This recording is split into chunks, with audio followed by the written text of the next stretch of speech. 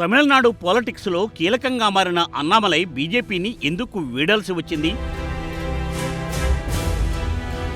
రాజీనామా చేసిన తర్వాత బీజేపీ నేతలతో అన్నామలై ఎందుకు కలిశారు? అందులోని మతలబేంటి? విజయ్ తర్వాత సీఎం అయ్యేది అన్నామలైనే అనే ప్రచారం ఎందుకు జరుగుతోంది? పశ్చిమ బెంగాల్లో మమత మాదిరిగానే విజయ్ను సాగనంపి అన్నామలైకి లైన్ క్లియర్ చేస్తారా? తెలంగాణలో బండి సంజయ్ లాగే తమిళనాడులో అన్నామలైని ఎందుకు తప్పించారు? తమిళనాడులో గెలుస్తామన్న అమిత్ షా ఎందుకు గెలవలేకపోయారు? రేపు ఎలా గెలిపించబోతున్నారు? బీజేపీ ఆపరేషన్ సౌత్ స్కెచ్ ఎలా రూపుదిద్దుకుంది? రజనీకాంత్ను ఎలా రంగంలోకి దించబోతున్నారు?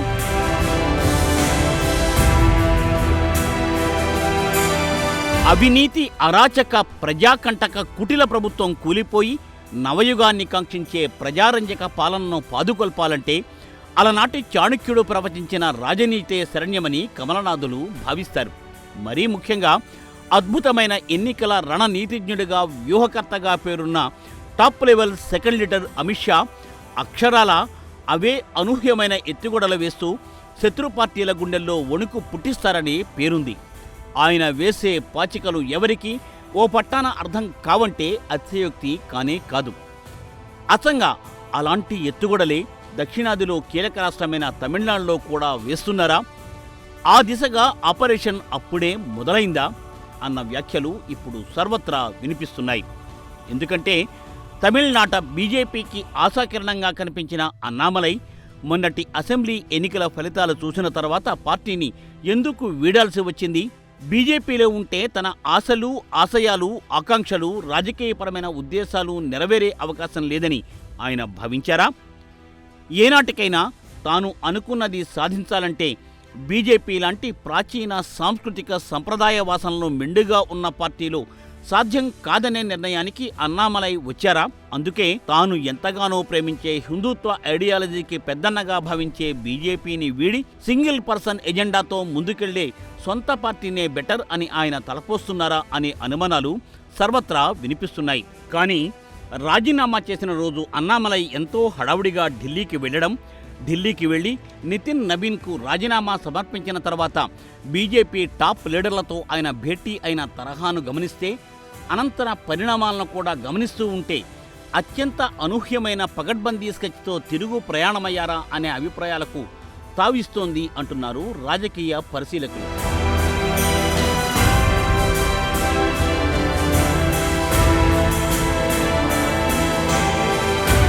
అన్నామలైని ఒక సాధారణ స్థానిక లీడర్గా కొట్టిపారేయడానికి వీల్లేదు. ఆయన కెరీర్ని గమనిస్తే ఒక సమున్నతమైన లక్ష్యాన్ని చేరడం కోసం రాజీ పడకుండా పనిచేసే తరహా మనస్తత్వం ఆయనది. తమిళనాడులోని కరూర్ జిల్లాలో ఒక సాధారణ రైతు కుటుంబంలో 1984లో జన్మించారు. అన్నామలై కుప్పస్వామి తల్లిదండ్రులది వ్యవసాయం బ్యాక్గ్రౌండ్ అయినా ఆయనకు చిన్నప్పటి నుండి చదువు మీదే మక్కువ. కోయంబత్తూరులో మెకానికల్ ఇంజనీరింగ్ పూర్తి చేశారు. ఐఐఎం లక్నోలో ఎంబీఏ కూడా చేశారు.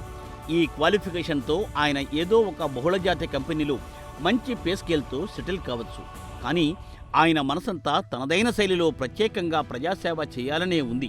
అందుకే యూపీఎస్సీకి ప్రిపేర్ అయి 2011 బ్యాచ్ ఐపీఎస్ క్లియర్ చేశారు. కర్ణాటక క్యాడర్లో సెలెక్ట్ అయ్యారు. Engineer plus MBA plus IPS, ఈ కాంబినేషన్ అనేది మామూలు విషయం కాదు. అరుదైన ఇంటలెక్చువల్ కెపాసిటీతో పోలీస్ యూనిఫామ్ వేసుకున్న వ్యక్తి అన్నామలై.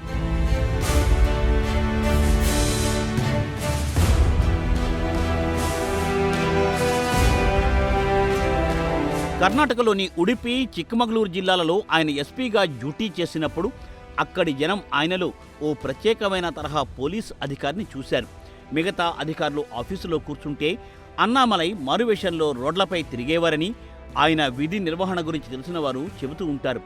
గుట్కా అమ్మే దుకాణాలపై ఆకస్మిక దాడులు, డ్రగ్ నెట్వర్క్స్ను విచ్ఛిన్నం చేయడం వంటి ఆపరేషన్లను ఆయన పర్సనల్గా లీడ్ చేసేవారనే పేరుంది. ఫైల్ పంపి ఇంట్లో కూర్చోకుండా తానే ఫీల్డ్లోకి దిగి ఆపరేషన్ను సక్సెస్ చేసేవారు. ఆయన పోలీస్ అధికారిగా డీల్ చేసిన అనేక కేసులలో ఎన్నో రాజకీయ ఒత్తిళ్లు వచ్చాయి. అత్యాచార బాధితుల కేసులు టేకప్ చేసినప్పుడు ఆ కేసుల సెటిల్మెంట్స్ కోసం బడాబాబులు జోక్యం చేసుకునేవారు. కానీ అన్నామలై ఏ కేసును కూడా లూజ్గా డీల్ చేయలేదంటారు ఆయనను తెలిసిన వాళ్ళు. అందుకే ఆయన్ను ప్రజలు సింగం అన్న అని పిలుచుకోవడం మొదలెట్టారంటారు. నేరస్తుల మానసిక ప్రవృత్తిని అర్థం చేసుకోవడం, వారిని ప్రభావితం చేసే బోధనలు, వ్యక్తుల లోతులను తరచి చూడడం వంటివి పుస్తకంగా రాశారు అన్నామలై. స్టెప్పింగ్ బియాండ్ కాకి అనే పేరుతో రాసిన ఆ పుస్తకంలో తన అనుభవాలను, సవాళ్లను ఎంతో అద్భుతంగా ఆవిష్కరించారు. ఆ పుస్తకాన్ని ఆయన ఇంటలెక్చువల్ ఇంటెన్సిటీకి నిదర్శనంగా పేర్కొంటూ ఉంటారు.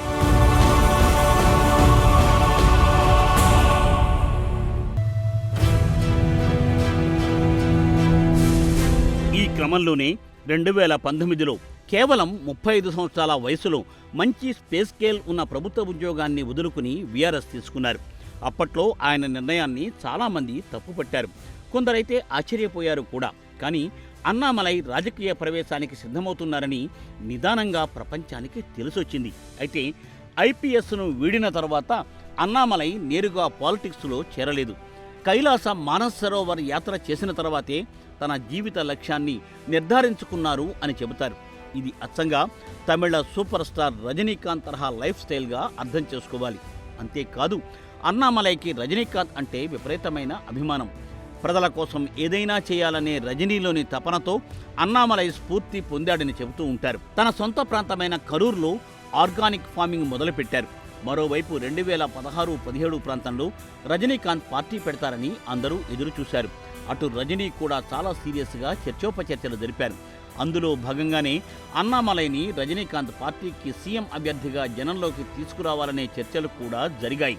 కానీ రజనీ తటపటాయించడంతో ఆ అవకాశం అన్నామలైకి మూసుకుపోయింది. మరోవైపు తమిళనాడులో ఓ మంచి లీడర్షిప్ స్పేస్ కోసం చూస్తున్న కమల్నాథులకు మాజీ ఐపీఎస్ ఆఫీసర్గా అన్నామలై చాలా సూటబుల్ క్యాండిడేట్ అనే సమాచారం ఉంది. అటు రజనీ దగ్గర డోర్స్ క్లోజ్ కావడం, ఇటు బీజేపీలో గేట్స్ ఓపెన్ కావడంతో అన్నామలై కమలదళంలో చేరిపోయారు.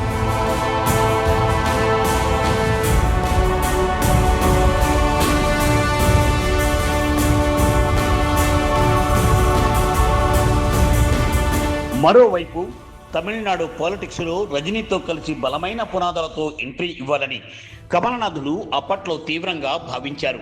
అటు కాంగ్రెస్ కూడా స్వాతంత్రం వచ్చిన తర్వాత 20 ఏళ్లు తమిళనాడును పాలించినప్పటికీ 1967 తర్వాత మళ్లీ అధికారంలోకి రాలేకపోయింది.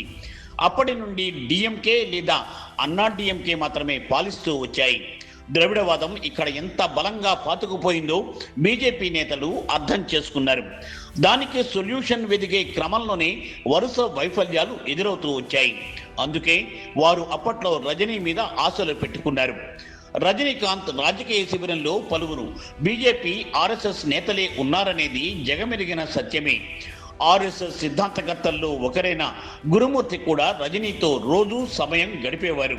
అయినప్పటికీ రజనీ బీజేపీతో కాపురానికి గ్రీన్ సిగ్నల్ ఇవ్వలేకపోయారు. ఎందుకంటే బీజేపీకి తమిళనాడులో హిందూత్వ బేస్ అనేది లేదు. అలాగే ఇప్పట్లో అది వేళ్లూనుకుని ప్రత్యామ్నాయ శక్తి అవుతుందనే అంచనాలు కూడా ఆ పార్టీ నేతలకు కలగడం లేదు. ఈ క్రమంలో రజనీ కమలానికి మద్దతుగా నిలిస్తే రాజకీయంగా ఆయన క్రెడిబిలిటీ దెబ్బతింటుందని విశ్లేషకులు ఆందోళన వ్యక్తం చేశారు. అంతకుముందు రజనీకాంత్ 1996లో డిఎంకేకు మద్దతు ఇచ్చారు. 2004 పార్లమెంటు ఎన్నికలలో బీజేపీ ఏఐఏడీఎంకేకి సపోర్ట్ చేశారు. అప్పుడు ఆ అలయన్స్కు ఒక్క సీటు కూడా రాలేదని గమనించాలి. రజనీని బీజేపీ బి టీమ్గా డిఎంకే నిరంతరం అటాక్ చేసింది. అలా బీజేపీ ట్యాగ్ పడడంతో రజనీ ఫ్యాన్ బేస్లోని ఒక ప్రధాన వర్గంలో అసంతృప్తికి దారితీసింది. దీన్ని గుర్తించిన రజనీ ఓ తెలివైన నిర్ణయం తీసుకున్నారు. తనకు ఉన్న విశాలమైన ఫ్యాన్ బేస్ను కేవలం ఒక పార్టీ రంగుతో నింపడం సరైంది కాదని భావించారు. అందుకే 2021 అసెంబ్లీ ఎలక్షన్స్కు ముందు వయస్సు, అనారోగ్య కారణాలు చెప్పి రాజకీయాల నుండి వైదొలుగుతున్నట్లు ఆయన ప్రకటించారు. అంటే తనకు సిల్వర్ స్క్రీన్ ద్వారా వచ్చిన సూపర్ స్టార్ ఇమేజ్ని పాలిటిక్స్లో డివిడెండ్స్ ఇచ్చేలా ఉపయోగించుకోవాలే తప్ప తొందరపడి నిర్ణయం తీసుకుంటే తన ఇమేజ్ పూర్తిగా డ్యామేజ్ అయిపోయి ఎవరికీ ఎలాంటి ప్రయోజనం కలిగించదనే దూరదృష్టిని ప్రదర్శించడం రజనీలోని మెచ్యూర్డ్ పర్సనాలిటీకి నిదర్శనంగా చెప్పుకోవాలి.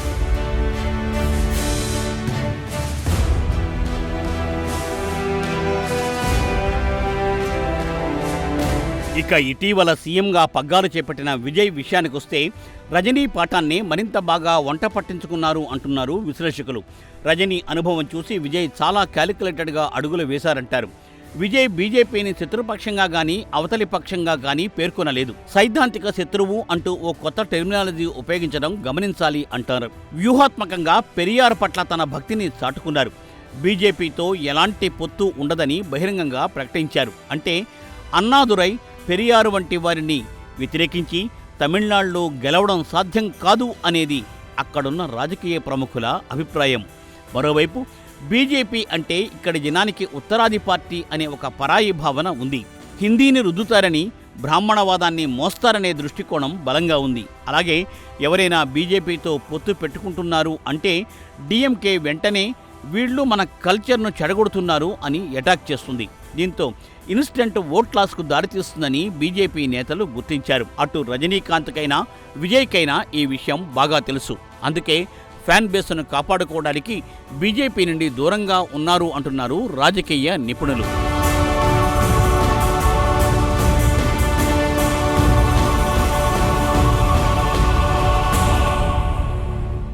ఈ క్రమంలో గత అనుభవాలు అన్నామలైని చుట్టుముట్టకుండా ఉండేందుకే కమల్నాథులు భారీ స్కెచ్ వేశారంటున్నారు. 2021 ఎన్నికలకు ముందు 2020లో ఢిల్లీలోని పార్టీ హెడ్ క్వార్టర్స్లో అన్నామలై బీజేపీలో చేరారు. బీజేపీలో చేరిన కొన్ని రోజుల్లోనే తమిళనాడు బీజేపీ వైస్ ప్రెసిడెంట్గా నియుక్తులయ్యారు. అన్నాడీఎంకేతో సీట్ షేరింగ్ చర్చల్లో కూడా పాల్గొన్నారు. ఇక్కడే అన్నామలైలో దాగిన క్వాలిటీస్ను బీజేపీ గుర్తించిందని చెప్పాలి. సాధారణంగా బీజేపీలో కొత్తగా వచ్చిన వ్యక్తికి వెంటనే వైస్ ప్రెసిడెంట్ పదవి రాదు.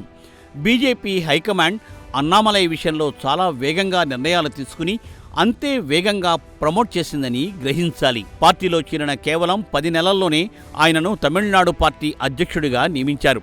ఇలా 37 ఏళ్ల వయసులో ఆ పదవికి ఎన్నికైన అత్యంత పిన్న వయస్కుడిగా అన్నామలై రికార్డు సృష్టించారు. పార్టీలో చేరిన తర్వాత అన్నామలై తన మనసులోని భావాన్ని నిర్మోహమాటంగా చెప్పడం గమనించాలి. తాను జాతీయవాదినని, బీజేపీ కూడా నేషనలిస్ట్ ఐడియాలజీ ఉన్న పార్టీ అని అభివర్ణించారు.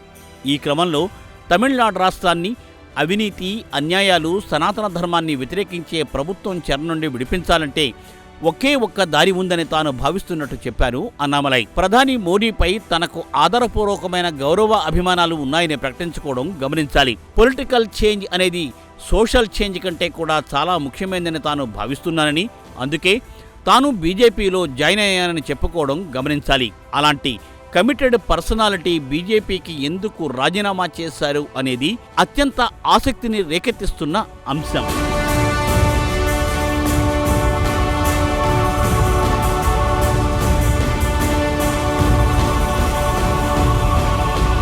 అన్నామలై స్టేట్ ప్రెసిడెంట్ అయిన మొదటి రోజు నుండి ఆయన మనసులో ఓ క్లారిటీ ఉంది. బీజేపీ తమిళనాడులో ఒంటరిగానే పోటీ చేయాలి, ద్రవిడ పార్టీల అండతో కొనసాగకూడదు. అన్నాడీఎంకేతో పొత్తులో ఉన్నప్పుడే ఆయన బీజేపీని ద్రవిడ పార్టీల పంజరం నుండి బయటకు తీసుకురావాలని బాహాటంగా ప్రకటించడం గమనించాలి. ఆ అభిప్రాయమే బీజేపీ అన్నాడీఎంకే అలయన్స్లో కలకలం రేపింది. అన్నాడీఎంకే స్థాపకుడు అయిన అన్నాదురై మీద పబ్లిక్గా విమర్శన బాణాలు గుప్పించారు అన్నామలై. ఇది బీజేపీ అన్నాడీఎంకే సంబంధాలను తీవ్రంగా దెబ్బతీసింది. ఫలితంగా 2023లో అన్నాడీఎంకే ఎన్డీఏను వదిలి వెళ్ళింది. ఆ పొత్తు కొనసాగాలంటే ఎడప్పాడి పళనిస్వామి మొండిగా ఓ కండిషన్ పెట్టారు. అన్నామలై ఉంటే తాము ఎన్డీఏలో కొనసాగలేము అంటూ కుండబద్దలు కొట్టారు. 2024 లోక్సభ ఎన్నికల సమయంలోనూ అమిత్ షా, నడ్డా, బిఎల్ సంతోష్ వంటి ఢిల్లీ పెద్దల సమక్షంలో అన్నామలై ఏమన్నారంటే, హైకమాండ్ అన్నాడీఎంకేతో అలయన్స్ కొనసాగిస్తే స్టేట్ ప్రెసిడెంట్ బాధ్యతల నుండి తప్పుకుంటానని క్లారిటీగా చెప్పారంటారు రాజకీయ విశ్లేషకులు. అప్పుడు అమిత్ షా, ఈపీఎస్ అన్నామలైని ఒకే గదిలో కూర్చోబెట్టి సమాధానపరిచినట్టు చెబుతారు. ఆ మీటింగ్లో బీజేపీ అన్నాడీఎంకే 2024 పొత్తును కొనసాగించాలని నిర్ణయం తీసుకున్నారు. ఆ నిర్ణయం అన్నామలైకి రుచించలేదు. దాంతో ఆయన తీవ్రంగా అవమానం ఫీల్ అయ్యారు.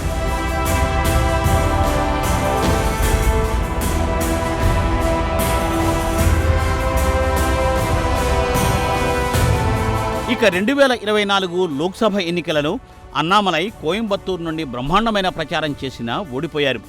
బీజేపీకి తమిళనాడులో మళ్లీ 0 సీట్స్ లభించాయి. అయితే అన్నామలై పనితీరు, ప్రచారంలో ఎక్కుపెట్టిన విమర్శలు, స్టాలిన్ అవినీతి, ప్రభుత్వాన్ని ఎండగట్టిన తీరు కారణంగా ఓట్ షేర్ పెరిగింది. అలాగే కోయంబత్తూరులో అన్నామలై గొప్ప పోరాట యోధుడు అని ప్రూవ్ చేసుకున్నారు. 2025లో మళ్లీ పొత్తులో చిచ్చు రేగింది. ఈపీఎస్ మళ్లీ పాత కండిషనే పెట్టారు. అన్నామలైని తొలగించాలని బీజేపీకి క్లియర్గా చెప్పేశారు. హైకమాండ్ దానికి ఒప్పుకుంది. అన్నామలై స్టేట్ ప్రెసిడెంట్ పదవి నుండి తప్పుకున్నారు. అన్నామలై స్థానంలో నాయినార్ నాగేంద్రన్ పార్టీ ప్రెసిడెంట్గా బాధ్యతలు చేపట్టారు.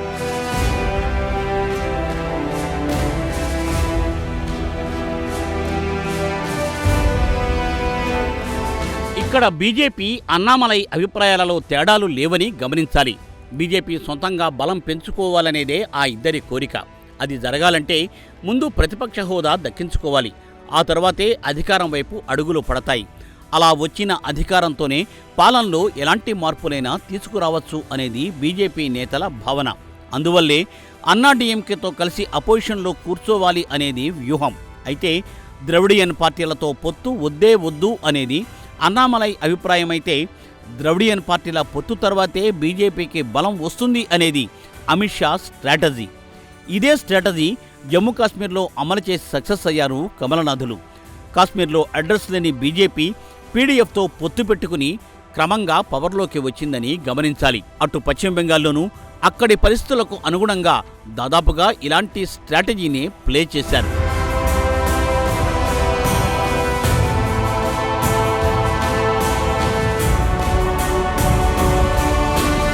2016లో బీజేపీకి బెంగాల్లో కేవలం 3 సీట్లు మాత్రమే ఉండేవి. 10% ఓట్ షేరింగ్ ఉండేది. లెఫ్ట్ పార్టీలు 34 ఏళ్లు పరిపాలించినా మమత రాకతో లెఫ్ట్ పునాదులు కదిలిపోయాయి. 2021 ఎన్నికలు వచ్చేటప్పటికి 38% ఓట్లతో బీజేపీ 77 సీట్లకు చేరుకుంది. తాజా ఎన్నికలలో పశ్చిమ బెంగాల్లో బీజేపీ 207 సీట్లు గెలుచుకుంది. ఫలితంగా టీఎంసీ 15 ఏళ్ల పాలన ముగిసింది.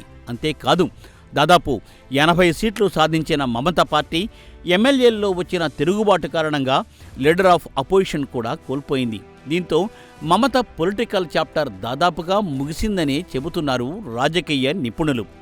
బీజేపీ ఈ స్టేజ్కి చేరడానికి దశాబ్ద కాలం నిరంతరం గ్రౌండ్ వర్క్ చేయడం వల్లే జరిగింది. 2026లో టీఎంసీకి ముస్లిం ఓటు బ్యాంక్ కూడా చీలిపోయిందని గమనించాలి.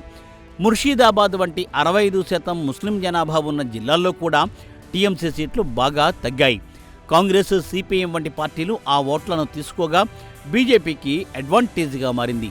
అంటే బెంగాల్లో టీఎంసీ, సిపిఎం కాంబినేషన్ను ముందు బీజేపీ అడ్డుకుంది. దాని నుండి టీఎంసీ బలపడింది. చివరకు టీఎంసీ 3 సార్లు పాలించేసరికి పూర్తిగా అవినీతిలో కూరుకుపోయింది. కేవలం ముస్లింల ఓట్లతో గెలుస్తామనే అభిప్రాయానికి వెళ్ళింది. అప్పుడే బీజేపీ స్వీప్ చేసిందని గమనించాలి. మరి ఇదే సూత్రం తమిళనాడులో ఎలా వర్తిస్తుంది అనేది ఇంట్రెస్టింగ్ పాయింట్.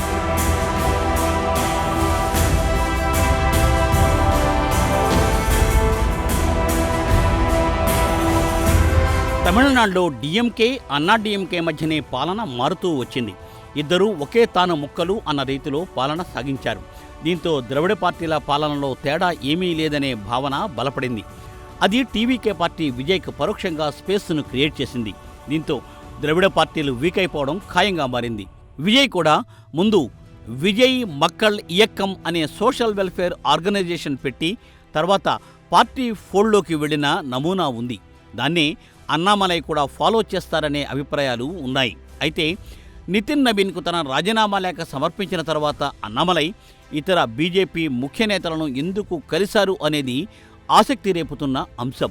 ఎందుకంటే పార్టీతో పొసగకపోతే లేదా బీజేపీలో తన మాట చెల్లుబాటు కాదని అర్థమైన తర్వాత ఆగ్రహంతో, అసంతృప్తితో రాజీనామా నిర్ణయం తీసుకుని ఉంటే ఆ రాజీనామాను మెయిల్ చేయవచ్చు లేదా ఫ్యాక్స్లో పంపించవచ్చు. కానీ అన్నామలై అలా చేయలేదు. రాజీనామా లేఖ నితిన్ నబీన్కు ఇచ్చిన వెంటనే అమిత్ షా నివాసానికి వెళ్లారు. ఆ మీటింగ్ 30 నిమిషాలు జరిగింది. రాజీనామా ఇచ్చిన తర్వాత 30 నిమిషాలు మాట్లాడాల్సిన సంగతులు ఏముంటాయి? అమిత్ షా మీటింగ్ తర్వాత అన్నామలై వైఖరి మెత్తపడినట్లు కనిపించిందని విశ్లేషకులు అభిప్రాయపడుతున్నారు. మీడియాకు వచ్చిన విజువల్స్లో కూడా అమిత్ షా ఒక డైరెక్షన్ ఇస్తున్నట్లు, అన్నామలై ఆ డైరెక్షన్ను సావధానంగా వింటున్నట్లు కనిపించాయి అంటున్నారు. మరోవైపు అన్నామలై కోసం కేంద్ర నాయకత్వం నుండి పూర్తి మద్దతుతో పాటు స్టేట్ లీడర్లకు స్పష్టమైన ఆదేశాలు కూడా ఇస్తామనే హామీ లభించినట్లుగా తెలియవస్తోంది.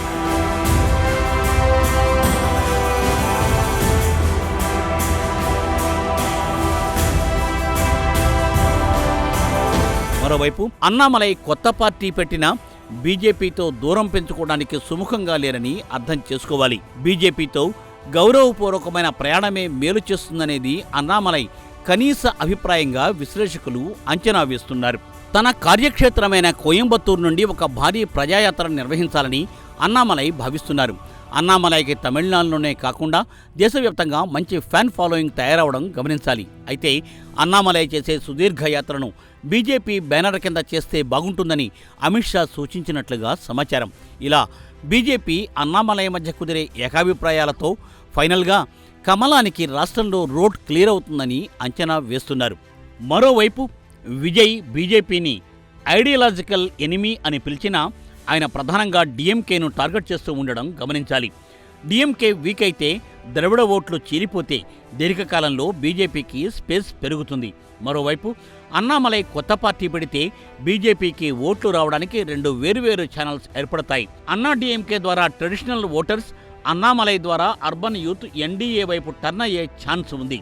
ఇది బెంగాల్లో ఉండే పరిస్థితికి పూర్తిగా భిన్నమైంది. ఎందుకంటే బెంగాల్లో బీజేపీ దశాబ్దానికి పైగా గ్రౌండ్ వర్క్ చేసింది, కార్యకర్తలను కోల్పోయింది, భారీ మూల్యం చెల్లించుకుంది. అక్కడున్న రాజకీయ సామాజిక కారణాల వల్ల లెఫ్ట్ ఓట్లు కూడా బీజేపీకి ట్రాన్స్ఫర్ అయ్యాయని గమనించాలి. మరోవైపు తమిళనాడులో అన్నామలై బీజేపీ నుండి నిజంగానే సైడ్ లైన్ అయ్యారు. ఐపీఎస్ బ్యాక్గ్రౌండ్ ఉన్న వ్యక్తి తన విజన్ను పక్కన పెట్టి ఎడప్పాడి పళనిస్వామికి సీట్లు ఇవ్వడానికి ఒప్పుకోలేదు.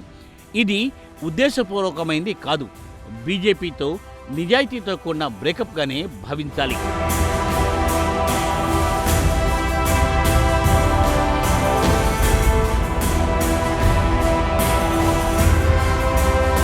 ఇక తమిళనాడులో విజయ్ పార్టీ అధికారంలోకి వచ్చినప్పటికీ అక్కడ క్రమంగా గందరగోళం వ్యాపిస్తోంది. ద్రవిడ పార్టీల గుత్తాధిపత్యం మీద వెగటు, విజయ్ సినీ ఫ్యాన్ బేస్ వంటి అంశాలతో ఆయన వైపు మొగ్గిన యూత్ క్రమంగా సరికొత్త ప్రత్యామ్నాయం కోరుకుంటోందన్న అభిప్రాయాలు మొదలయ్యాయి. అయినప్పటికీ అన్నామలై నేరుగా బీజేపీ పేరుతో వస్తే తమిళ ప్రజలు అంగీకరించకపోవచ్చు. అందుకే ఆయన స్వచ్ఛమైన తమిళ ముద్రతో, ఆర్ఎస్ఎస్ అంతర్గత మద్దతుతో ఒక నేషనలిస్ట్ హిందుత్వ లేదా సనాతన ధర్మ భావజాలం గల ప్రాంతీయ శక్తులను ఏకం చేసి భవిష్యత్తులో తమిళనాడు పీఠాన్ని దక్కించుకునేలా కమల్నాథులు స్క్రీన్పై నడుపుతున్నారు అనేది రాజకీయ వర్గాల అంచనా.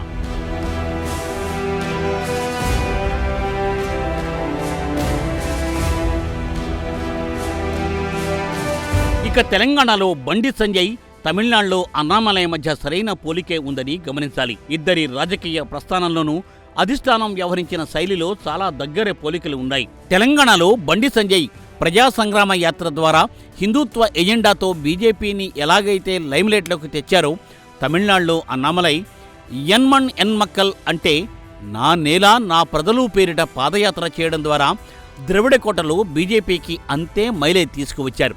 తెలంగాణలో బీఆర్ఎస్ను గద్దెదించడానికి లేదా ఇతర రాజకీయ లెక్కల కోసం బండి సంజయ్ను అధ్యక్ష పదవి నుండి తొలగించి కిషన్ రెడ్డిని తీసుకొచ్చారు.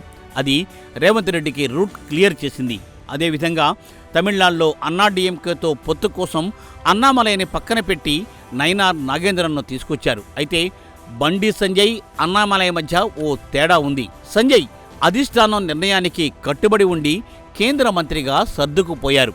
కానీ అన్నామలై ఐపీఎస్ బ్యాక్గ్రౌండ్ కావడం, తనకంటూ సొంత బ్రాండ్ ఇమేజ్ ఉండడంతో పార్టీ విధానాలతో రాజీ పడలేక సాహసోపేతంగా రాజీనామా చేసి సొంతంగా జాతీయవాద ప్రాంతీయ జెండా ఎగరేయడానికి సిద్ధపడడం గమనించాలి.